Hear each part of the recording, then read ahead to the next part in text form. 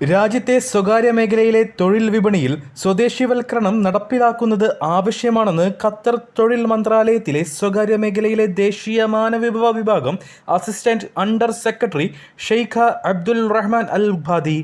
രാജ്യത്തിൻ്റെ സാമ്പത്തിക വളർച്ചയിൽ സ്വകാര്യ മേഖലയുടെ പങ്ക് വളരെ വലുതായതിനാൽ ഈ വളർച്ചയിൽ പൗരന്മാരുടെ പങ്കാളിത്തം അനിവാര്യമാണെന്നും ഷെയ്ഖ അബ്ദുൽ റഹ്മാൻ കൂട്ടിച്ചേർത്തു.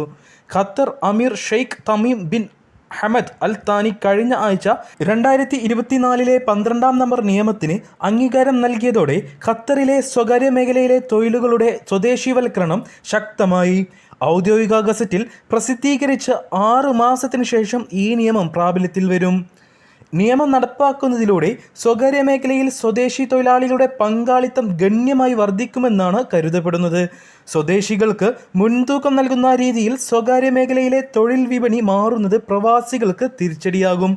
വാണിജ്യ രജിസ്ട്രേഷനുള്ള വ്യക്തികളുടെ ഉടമസ്ഥതയിലുള്ള സ്ഥാപനങ്ങൾ, രാജ്യത്ത് പ്രവർത്തിക്കുന്ന സർക്കാർ ഉടമസ്ഥതയിലുള്ള സ്ഥാപനങ്ങൾ, സർക്കാരും സ്വകാര്യ സ്ഥാപനങ്ങളും ചേർന്ന് നടത്തുന്ന സ്ഥാപനങ്ങൾ, സ്വകാര്യ ഉടമസ്ഥതയിലുള്ള കമ്പനികൾ, ലാഭേച്ഛ ലക്ഷ്യം വെക്കാതെ പ്രവർത്തിക്കുന്ന ചാരിറ്റി സ്ഥാപനങ്ങൾ, കായിക സ്ഥാപനങ്ങൾ, അസോസിയേഷനുകൾ തുടങ്ങിയ സ്ഥാപനങ്ങളിൽ എല്ലാം സ്വദേശിവൽക്കരണം നടപ്പിലാക്കുമെന്ന് ഖത്തർ തൊഴിൽ മന്ത്രാലയം വ്യക്തമാക്കിയിരിക്കുന്നു.